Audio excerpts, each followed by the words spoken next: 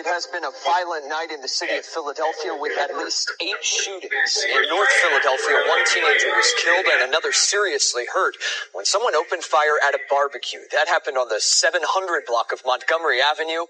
A 16-year-old was shot and killed. A 19-year-old is in critical condition. The windows of a 24th District police SUV was also hit by those shots, but no officers were hurt. Police say there were about 300 people at that barbecue at the time of the shooting. Meanwhile, another deadly shooting in North Philadelphia. This one happened outside a bar. Police were called to Galaxy Lounge at Germantown Avenue and West Ontario Streets around 1:30 this morning. The man, who has not been identified. Alrighty, welcome to our podcast. I am the host, Malia, aka Lilo, and today we are here with R. Murphy Jr., aka the Incarcerated Man. So, how are you feeling today? Yes, we here today on another cast. It's your host, R. Murphy Jr., aka the Imprisoned Man. You dig what I'm saying? What's going on? What are we covering today? So, today we have 3 interesting topics. We have the Lemon Hill shooting, we have Trump's pardons, and we also have how Philly has changed over the past year. Okay, so before we get into how Philly has changed in the past decade, how about we just get into the Lemon Hill shooting? And the question that I want to know, being as though my access to news is limited being here in prison, trying to, keep up to par with what's going on in society. How many people were injured and or murdered on that day? What day was it? What day did all of this take place? This took place on Sunday. It was the 18th. Okay, so that was Memorial Day, was that? It was just over the Memorial Day weekend. So how many people ended up getting injured or murdered on that day? So in total we have 11 people. Two ended up dying with the 9 injured. Wow. And what were the ages of the people who passed away? The ages range from your low teens to your high 20s into 30s. Wow. That's a sad thing, that's a sad thing to have to keep hearing. And it's not just Philadelphia that's plagued by violence. And some would want to believe it has something to do with who's the district attorney or who's the mayor or who's the president. When it's a lot bigger than that, and if they stop, whitewashing everything with this political rhetoric, they could get down to the root cause of what's causing these issues. You know what I'm saying? Like at the end of the day, were there any indications or flat out warning prior to this senseless incident? Yes, they actually have a suspect, and they said he was exhibiting abnormal behavior for quite a while. But another story that I'm hearing from people who were there was that a car pulled up playing music after the party/link-up kind of died down, and then they just started shooting. Wow, that's a lot. So they supposedly have a suspect in custody? Yes. Wow. Well, hopefully they have the right person, right? Because at the end of the day, a lot of people think, well, you're in prison. Are you an advocate for prison? And I'm not so much as an advocate for prison, but there's such thing as right from wrong. You got to have laws and rules and justice to live in the world in which we live in. Because if you don't have those things, you have complete and total anarchy. It's like back to the wild, wild west. And I don't think nobody want to live like that. Contrary to how anybody may portray, their whole F the police mentality or F the government mentality or F the judiciary system mentality. You got to have law and order. It just is what it is. And it's sad that, that had to take place, and we have to be talking about that. But it's the reality in which we live in. At the end of the day, and it leads me into the next thing, what I've been thinking, which is, how has the people in the local community responded to the senseless tragedy? Well, in the days Following the incident that happened, residents gathered to honor the lives that were lost. They had a balloon release held in North Philadelphia to commemorate one of the two victims who tragically died in the shooting. Wow. Wow, kid had his whole life ahead of him, and just no one would think just simply out enjoying a Labor Day festivity would lead to, you know what I'm saying? Not a Labor Day, but Memorial Day festivity, that it would lead to, like, a kid losing his life. That's sad. And my thing is like, what type of initiatives, right, or safeguards have been or are being put in place to address the gun violence in the city of Philadelphia? Well, they have programs. One of them is the Anti-Violence Community Partnership Grant, and that basically funds programs that improve public safety and builds community resilience. So it improves public safety and community resilience and so on and so forth. But how does it address the aimlessness that today's youth in every city, but we're speaking of Philadelphia right now, like the youth have really much of nothing to do constructively, so they're left up to their own devices. They're raising themselves. There's no proper parental guidance, and this is. And for those who may feel some type of way, yeah, you have a lot of single mothers out there. You have a lot of dual households, but mainly single households in a lot of urban areas in which we live in. It's an old thing. We can't continue to use that as our crutch and say, well, he's a single dad or she's a single mom. Or my thing is like, when do the parents really start to get involved and control their children and take some responsibility for the things in which their children are doing in society? I was once one of those lost, aimless youths just running wild in the streets with no real oversight or real worry for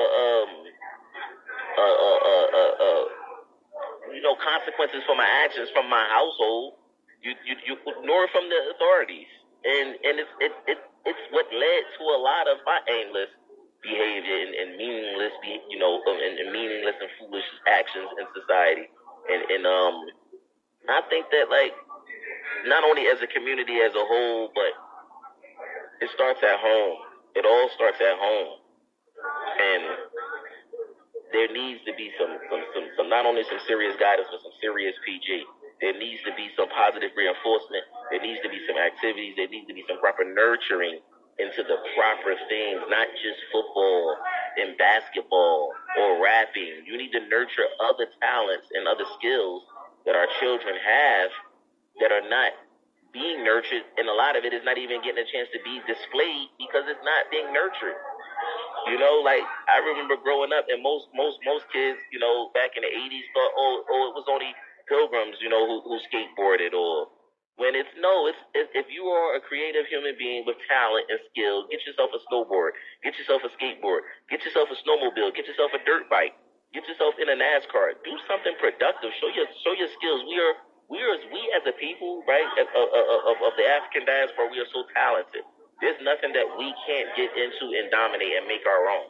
There's too many ways to survive, and there's too many things that these youths could be doing productively with their time and their lives. And they wasting them running around in the street because they have no proper PG. And I'm going to stand on that. You know what I'm saying? And then go ahead. And feeding off of what you said, because, and I've noticed it's generational curses. Let's say their mom didn't have the guidance or stability she needed. That transfers over into her son or daughter. Now they're running around carrying guns, robbing, stealing, everything. That's without a doubt. And it's crazy because, in the past 21 years that I've been in prison, and I've been doing a lot of soul searching, a lot of digging deep down within myself, figuring out like where did I go wrong? Why did I think the things that I was doing was okay? And contrary to what a lot of people believe, it took for soldiers to come back from certain wars. Speaking of PTSD, but a lot of brothers and sisters, speaking of generational curses, a lot of brothers and sisters and just people in general coming out of these urban inner cities are dealing with a complex transgenerational trauma and PTSD. You know, it's about a lot of the things that they are experiencing and being exposed to and predisposed to at such early ages that they then carry this trauma into their early teens and early, adult years and end up doing certain things. And everybody sit back and wonder, like, wow, what's going on? Well, when gun violence and drug selling and drug using and liquor drinking and women beating and disrespect and the lack of guidance has become so normal and become so transgenerational, what is it that you expect for these youths to be thinking and doing? They roaming aimlessly and they have no hope or thought or plans for tomorrow. And it's sad. It's sad. And you asked the question, why do people continue to have outdoor events, right? With all the violence in Philadelphia. Outdoor event, an indoor event. I wouldn't suggest that people just buckle themselves up indoors or at their homes and don't enjoy or go out and enjoy themselves in any city. But once again, we're talking about Philadelphia. Philadelphia is a very beautiful city, right? And I feel it's so much to be done there productively, but because a lot of the violence isn't being addressed, but not only just addressed, but remedied. People can't go out and enjoy such a beautiful city. Philadelphia has one of the largest public parks, I believe, on the East Coast. If not in North America. Fairmount Park, largest park spread throughout all of North Philadelphia and Philadelphia. And there's so many different off branches and branches to that park that a lot of people haven't even gotten a chance to experience and look at. But a lot of people don't feel comfortable with even going out and just having a good frolic in the park and enjoying the sun and the weather because they're afraid that a mass shooting is going to take place. And nobody should have to be, their lives should have to be dictated by violence. A lot of people think that a lot of the things that they're doing because it's a get back thing. He did it to me. I'm doing it to him. He killed my homie. I'm going to get his homie. He stole my Gucci belt. Or I'm on social media. He said this. He said that. I think it's all senseless nonsense. And I feel, people should continue to have their outdoor events. People should have their indoor events. People should still enjoy the city of Philadelphia because it's a great and beautiful place to be and enjoy. Those who are in power, and I'm speaking of parents, I'm speaking of mentors, I'm speaking of guys like myself who tore the city down with our illicit activities and crime and victimization that we indulged in. We have to now reach back and we have to now step back in and save the lives of the next generation that's coming behind us. We can't just turn a blind eye to it. We can't say, oh, man, I got my piece. I'm good. I'm out of here. No, you got to reach back. Like Nip said, re-gentrify your own hood before somebody else step in and gentrify your neighborhood and change the complete face and look of it, people and race included. You know? Yeah. But that's my take on it. It's a sad thing, the Lemon Hill thing, and it's so much more that the youth could be doing with their lives and their time. And I just give my condolences out to those who lost someone, to those who was directly and indirectly affected by that shooting. A lot of people think there's a such thing as victimless crime, and there's no such thing as victimless crime. Everybody in the city of Philadelphia, not just that neighborhood of Lemon Hill, are affected by crime when it takes place in their city, in their county, in their town, and in their state. Period. Alrighty, so I would like to give my condolences to anybody's family who was either injured or tragically passed away in that Lemon Hill shooting. I hope we can take these shootings and genuinely learn from them. And I hope we can better the city and make it a better place. But it is time to move on from that topic, and now we will get into Trump's pardon.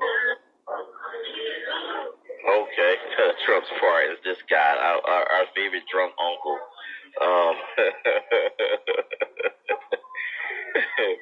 What do you have in regards to this guy's pardon? Who did he pardon now? Because he's using this pardon thing like his political wishing well, for sure. But what's your thoughts on it? Who got pardoned and what's your thoughts on it? All right, so here are our top 4 pardons. We have Julie Chrisley, Todd Chrisley, NBA Youngboy, as Oh well boy. as Larry Hoover. And personally, my take on this is that he's using the pardons very freely. I feel like you said before, every action you have has a consequence to it. Yes. And I feel like with these pardons, some people who genuinely have did terrible things aren't getting the consequences they deserve from it because of these pardons. So speaking of the consequences deserved, how much time was the Chris Lees given individually for the crime of what? What did they do? Okay, so Julie Chrisley, she was locked up for impede the Internal Revenue Laws, tax evasion, and obstruction of justice. So just in a nutshell, both of them basically were accused and charged and found guilty of some form of a mortgage fraud, and where they may have taken money from the bank and counted it then later on as a loss, and refused to report taxes and income earned on that stolen money. And, you know, basically that's just how it goes. But Apollo Knighting, the brother of Apollo, shout out to the brother Apollo Knighting, right? Housewives of Atlanta adjacent, Phaedra Parks' ex-husband, right? He was convicted. Joe Giudice, shout out to Joe Giudice. They sent my boy all the way back to Italy for the same thing. Like, wow, right? Maybe he didn't have the right complexion for the connection or the connection for the connection. But Apollo, he did all his time. He didn't get a party. Now I don't believe he got a time cut, right? But at the end of the day, he did his time, right? He did his time for the crime in which he was charged with and found guilty for. Now, where his innocence is and whether he did it or didn't do it, I don't know. I don't personally know the brother. He's a real decent, charismatic brother, hustler out there. You know, shout out to all the hustlers. Like, where have all of the hustlers gone? But my whole thing is like, this brother was charged, you know, accused, charged, and found guilty and served the time for the crime in which he was convicted for.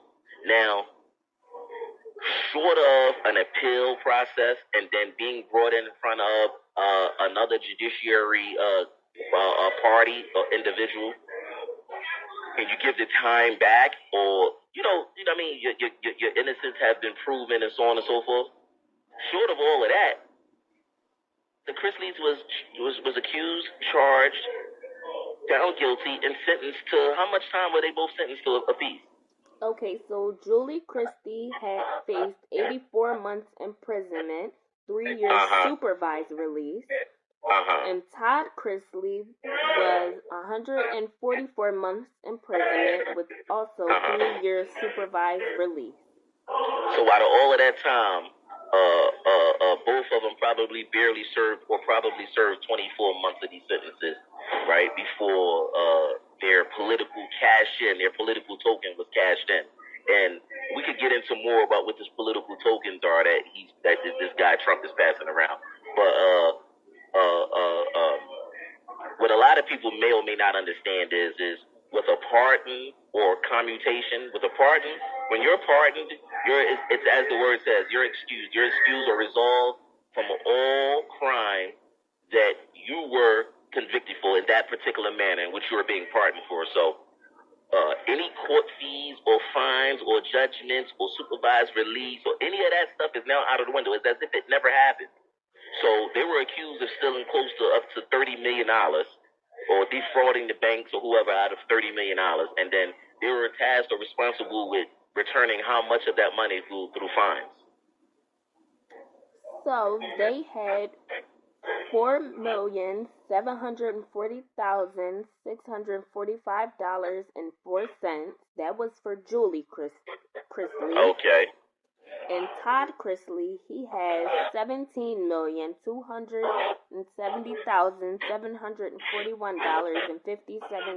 in restitution. So basically, that's basically the government trying to retrieve what they could of that close to $30 million that was defrauded from certain banks, right, financial institutions. So that was a total of close to $22 million, right? That's over. That financial institution, those victims, those people, whoever that money belonged to, and that judgment was ruled and given to, right? That judgment is over. They don't have to pay that money back anymore. Once again, that pardon that they received is as if this stuff never happened, as if they were never accused, as if they were never charged, and as if they were never convicted and sentenced. So that's what a pardon is, ladies and gentlemen, in America. And your governors can give them, your mayor, your presidents can give them, and it's not just federal, it's state. But what a lot of people don't understand, federal pardons don't affect state. State pardons don't affect federal. And that's that in a nutshell. You're proven innocent, right? You're innocent until proven guilty. They were proven guilty, so I feel that their crime was not victimless. Regardless of the white-collar nature of it, they should have served. I have 21 years in prison on a 23-year sentence. And I feel that they could have served a lot more time to their actions and should have still paid back that restitution. Because that pardon that they received is as if this stuff never happened, as if they were never accused, as if they were never charged, and as if they were never convicted and sentenced. So that's what a pardon is, ladies and gentlemen, in America. And your governors can give them, your mayor, your presidents can give them, and it's not just federal, it's state. But what a lot of people don't understand, federal pardons don't affect state. State pardons don't affect federal. And that's that in a nutshell. You're proven innocent, right? You're innocent until proven guilty. They were proven guilty, so I feel that their crime was not victimless. Regardless of the white-collar nature of it, they should have served. I have 21 years in prison on a 23-year sentence. And I feel that they could have served a lot more time to their actions and should have still paid back that restitution because they were found guilty in a court of law. If we believe in our judiciary system and the justice system, that means they were found in a court of law by a jury of their peers. We don't get a jury of our peers. A jury of their peers found them guilty. Come on. But you know what it is when you got the complexion for the election, when you got those political tokens and coins that you could cash in. This is what happens. You know what I'm saying? You get pardoned. You know, as for Larry Hoover, he's before my time. Peace to the brother. Shout out to the brother. You know what I'm saying? He an OG, you know, so I give him his respect, right, in regards to being an OG, right? But my thing is this. I feel that brother has served a lot of time. But what he was charged with, which was what? He was charged with life imprisonment with 5 years supervised release. So he was given life imprisonment with 5 years supervised release in the federal USP. But what was he charged with? He was charged with narcotics conspiracy, continuing criminal enterprise, use of persons under age 18, distribution of cocaine, use of a communication facility in committing the narcotics conspiracy, distribution of cocaine 2 counts, use of a firearm in the commission of a drug trafficking crime. Okay. I mean, this is what I say to that, because those charges seem too similar to mine. But I'm going to keep it straight down the line. I'm not going to be no bias. I'm not going, right? You know what I'm saying? My thing is this. He served over 20 some odd years, right? The person that you are today, you may not be the same person tomorrow. If you put forth all the necessary efforts to change who you are, you're not the person that you were yet last year, let alone the person that you were 20 years ago, if you put in the necessary time and work and effort. USPs, federal prisons, they have a lot more going for themselves in regards of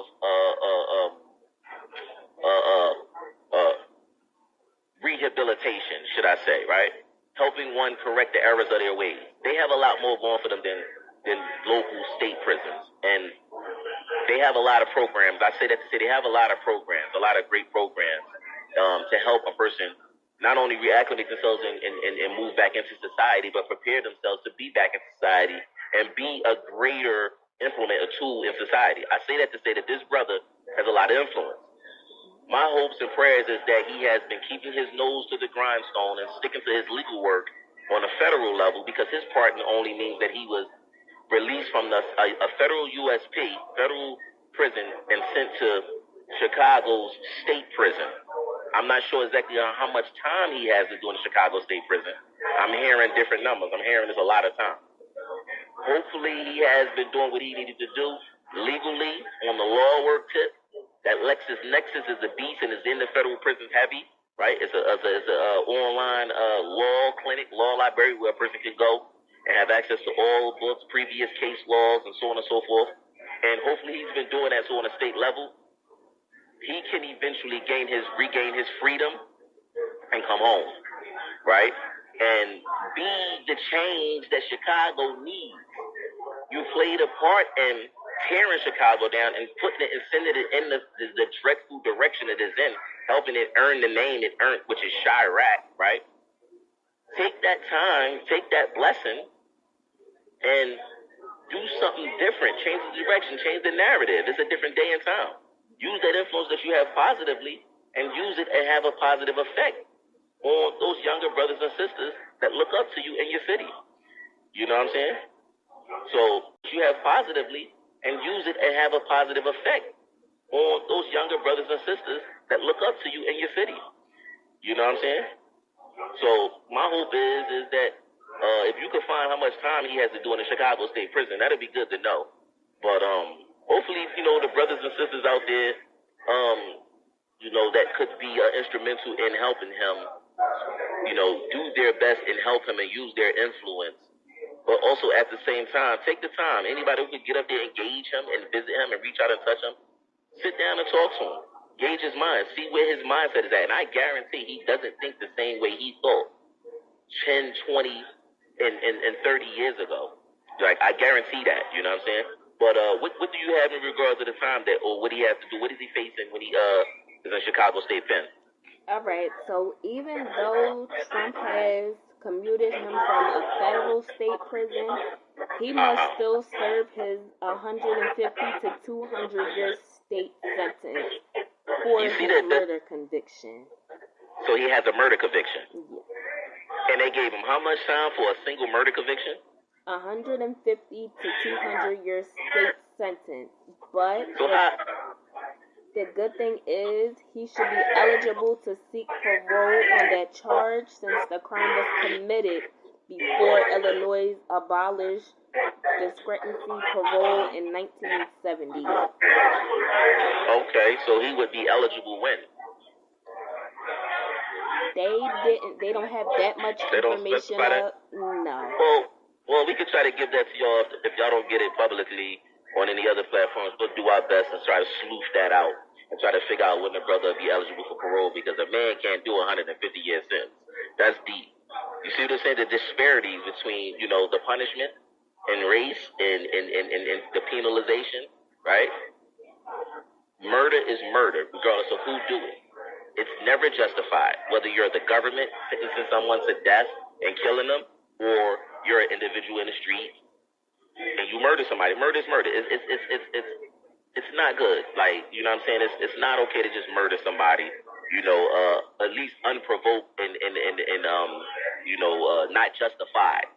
So I'm not saying that, he should have got a slap on the wrist, but I mean, because I didn't get a slap on the wrist. I'm serving 23 to 50 years for murder, and it's sad to say,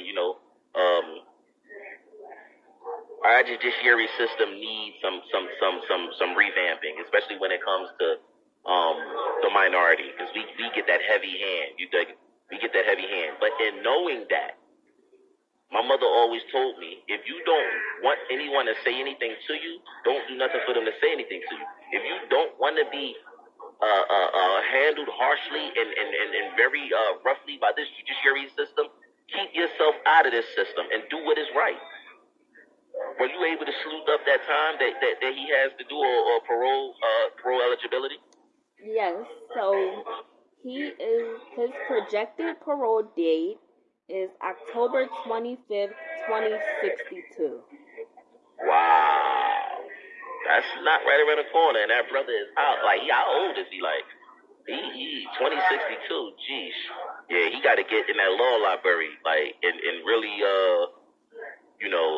do his best and try to turn this over or get some time shaved off. I do think that Chicago got like a good time thing. But how old is the brother? As of right now, he is 74 years old. Wow. I hate to say it. And I've been living this prison thing, sad to say, for 21 years. I know how slow the wheels of justice work. Even if he has paperwork in, his best shot, his best chance is another pardon, now from his governor. So I hope, as I said before when I first started talking about this brother, if he has been using his influence to be a positive change in the lives of the people in his community, if he has been that positive force that his city so much needs, and that city has been able to recognize it, he can get another pardon or a commutation from the Chicago governor. So them and those who are in his corner, if y'all feel that your communities would be benefited in a greater way than having him in prison, than having him there, get out there and move the wheels of justice. Try to push that the brother can get at least a commutation, get his sentence commuted. And he'll have a form of parole, so therefore he'll have some form of tether if that'll make those who aren't comfortable with him coming home, at least they'll know that he has some form of a tether, some form of a governing system that, he would have to check into and look into. But at that age, it's looking to get better. But that's a steep one right there. That's a steep one right there. What's up with the young buck NBA young boy? I don't know much about him. I'm a Jay-Z guy. I'm a DMX guy. You know what I'm saying? I'm a Raekwon the chef, Nasir the intellectual, B.I.G. You feel what I'm saying? Nori what N-R-E. You think what I'm saying? My beat. I come from that era. I'm an 80s baby. I don't really know much about these young kids today with this new rap, right? So NBA young boy, I hear his name. And I hear his name in regards that he's a very hardworking young man, right? So when I asked the question, did he deserve this pardon, whether he was pardoned or commuted, right? How old is this brother, right?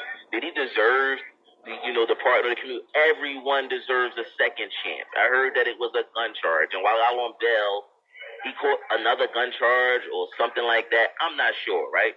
But my thing is that, okay, so he had a pistol, so he come from where most feel or think it's rough at. He's dealing with that complex transgenerational trauma and PTSD. So something in him made him feel or think he needed to carry a gun, right?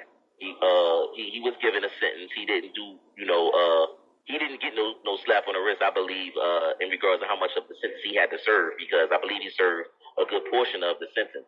But how old is the brother? He is 25 years old. 25. He got 20 more years so he can get to the age that I am, right? And I just gave my age away, but it's all good. With time comes knowledge, right? With knowledge comes wisdom.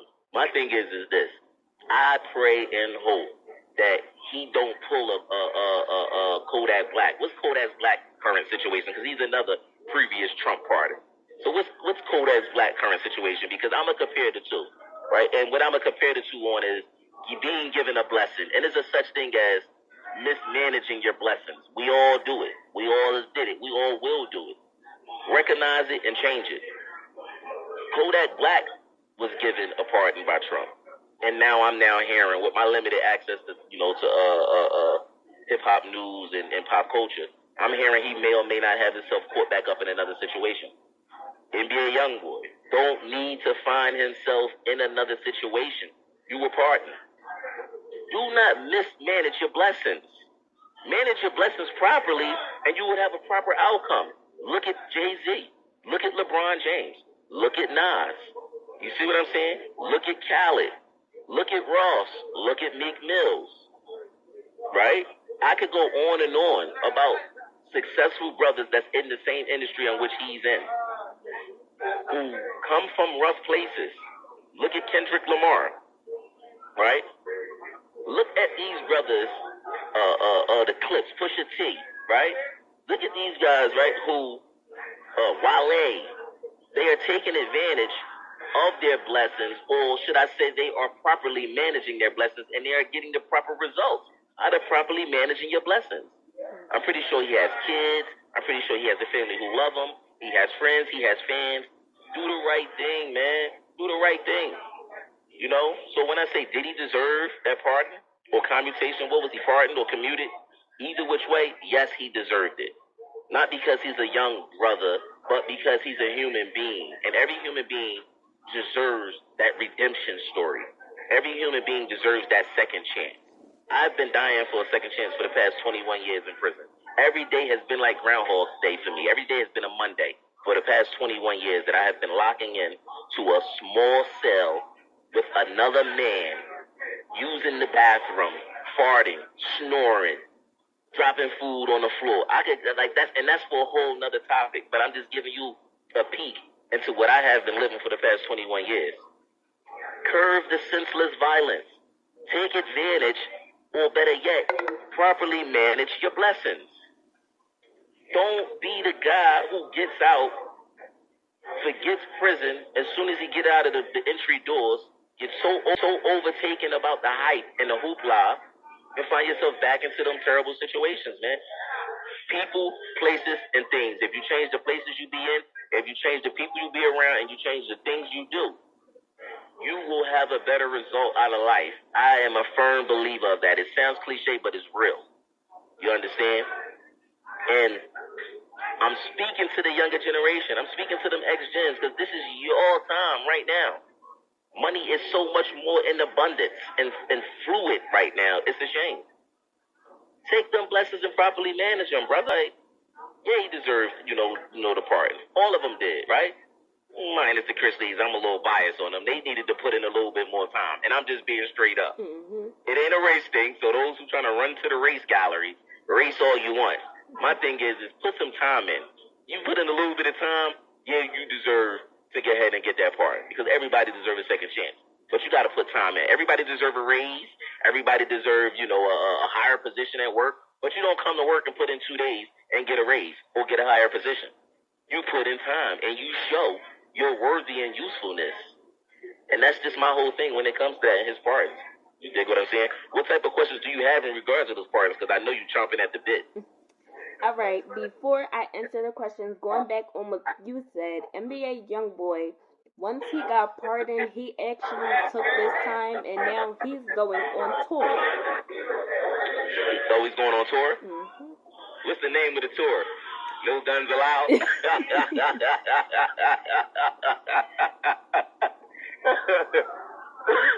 What's the name of the tour? And also about the tour, he is coming to Philadelphia as well. Oh yeah, definitely. No Guns Allowed. We don't need no more guns in Philly. Right? Not at all. You know what I'm saying? So my other thing is like, is he going on a tour, properly managing his blessings, right? Save your money. We're going to eventually get into financial literacy. It's a big thing. It's something that we all should know. It's something that's one of those curses that was never passed down to us. We wasn't taught proper money managing skills, right? Financial literacy.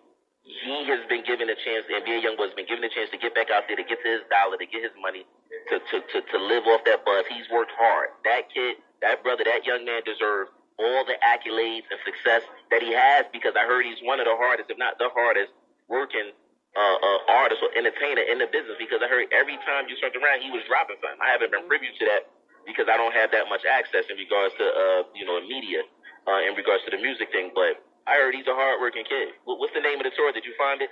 The name of his tour is the Massa Tour, which stands for Make America Slime Again. Make America Slime Again. Okay. Oh, we talking about good slime and not bad slime, because I know what that slime means, right? When is it? When is the tour and what's his date? Well, he has actually started his tour from now. Oh, no, I am wrong. The tour starts September 2nd. Okay, September 2nd. And where they kicking it off at, September 2nd? They will, it doesn't have a specific date, but they will go through Houston, Los Angeles, Oakland, Phoenix, Denver, Chicago, Brooklyn, Boston, Philly, Detroit, Orlando, Miami, and Atlanta, and they will wrap up with the Louisiana show in New Orleans. Look at it, look, people, places, and things. Back to those places. No, those places is where all the love come from, and those places is where the people who reside are homegrown, who support him, who love him, and who back him. Those are all of the places that I'm from, right? I'm from a hood near you. I'm everywhere. Most of those soft cats, they never there. I understand that. I feel that.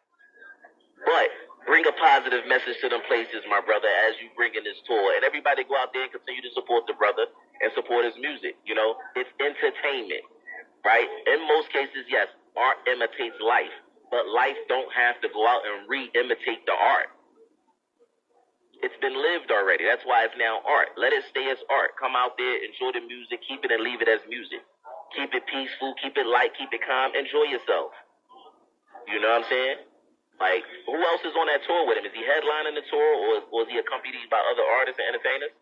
He is actually accompanied by other people. Okay. He had the tour will feature special guests D-Baby, EBK Japo, and K3. Okay, now D-Baby and the Baby, I'm not sure who is who. I know the one kid said, I'm tired of being tired. That part of me done died. That's that kid, Lil Baby. Lil Baby, he nice. I like him. He's one of these new generation rappers that I could get with. I'm not even gonna lie. He's fly, and he's very smart, calculated, young brother that I feel is most certainly properly managing his blessings, taking the times and his scars from the past and not allowing it to be a part of his present, but helping himself propel further into the future. He's a great brother. I like the message that he pushed. I like his music. He's one cat, Bobby Shmurda. You know what I'm saying? Shmurda, I like, that's my brother. He came out, he supported us on our 420 event in the Showboat Casino and Hotel on 420 in 2023. And the release and launch of Hideous. So that was what's up. That was nice. He's a good artist. He's a hustler. He's a hardworking brother. I haven't been up to speed on anything that's been going on with him lately. I don't know what he's doing music-wise or anything like that, but tours or what have you, I'm pretty sure he's doing something because he stay working. But my thing is I definitely would like to attend one of his concerts. He's straight from NYC. You know what I'm saying? That's my guy. Okay, and you bring that up, which is funny because he's actually going on tour and he will be in Philadelphia too. Oh yeah, look. They still real recognize real. I suppose is why all the real cats did on my shows. Who that, Jeezy? All these real brothers, all these decent real brothers. I consider them to be real cats. You know, they hug that line to the street. They skirt that line pretty close, and this is why they go to all of these real cities. I'ma say like I said about NBA YoungBoy. Shmurda, bring what you bring, be you, but remember, man, you did some time up north, a real place. A lot of cats wouldn't survive there. You survived. You know what you left behind in them places, and you know you never want to be in them places. Bring your music. Bring your artistry. Let that speak for itself. Bring your charismatic, cool self. Bring Brooklyn. You dig what I'm saying? Keep the guns and the violence away. You can enjoy your life and enjoy properly managing your blessings without mismanaging your blessings, because second chances don't often come around too tough for us minorities, men or women. It just don't, and it is what it is. But that's what's up. So he got a tour. He kicking his tour off when in Philly? When is that day?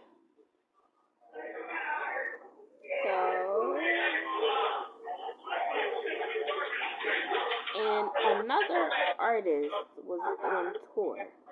Okay. Well, I will get more into that. All right, cool. We try to keep the people in tune on that.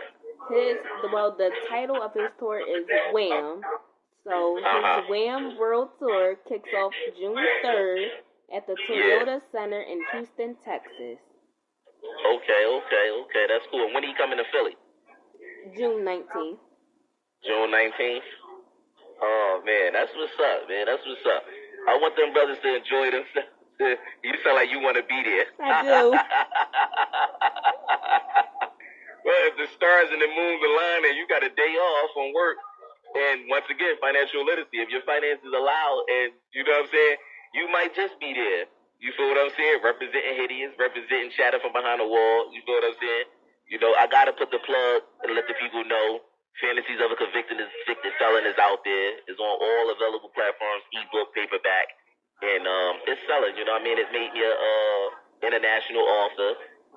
So, you know, I got book sales in Germany, France, Italy, and in the UK.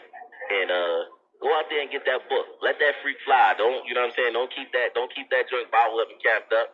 Self-love is the best love. I need y'all also to look out for Pineapple Splash. You feel what I'm saying? What's the Pineapple Splash slogan, Lilo? This is the place to keep it discreet, but we help you embrace your inner freak. There we go. Embrace your inner freak. Look for Pineapple Splash. It's coming soon. Also, don't forget Play for Keeps. That's a psychological drama, thriller, suspense. You know, one of my second books that I released. And I think it's a good joint. It takes place in an urban, not actually takes place in a suburban setting. And it's following Anastasia Covington, a woman who's dealing with mental health issues. And she got a struggle in a battle she got to deal with. And I think that's a good read for them and those who like those thriller, suspense, psychological dramas. You know, it's on a tip like Shutter Island, that flick that Leonardo DiCaprio did. You know what I'm saying? But we about to be out. You know what I'm saying? Shout out from behind the wall. I wish you all the best, peace and love. Go out there, support your small businesses.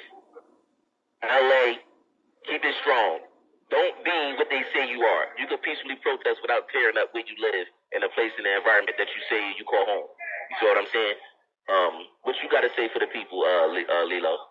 I just want to say thank you guys for tuning in to today's podcast. This is episode 3. Look forward to episode 4. We will have more topics to discuss. And we're gonna definitely get into some pop culture, but also at the same time, I want y'all to keep it in mind that you have to be the change that you want to see. You can't say you want change if you don't go out there and affect change. You can affect change in a peaceful and non-violent manner, but also make your voice be known and make your grievances be heard. You know what I'm saying? And what we gonna leave them with? What we gonna do? Ride out in the sunset to who? Meek Mill, Dreams and Nightmares. Jeez, Philly boy, another Philly boy that's winning. That's what's up. Ain't this what they've been waiting for? You ready?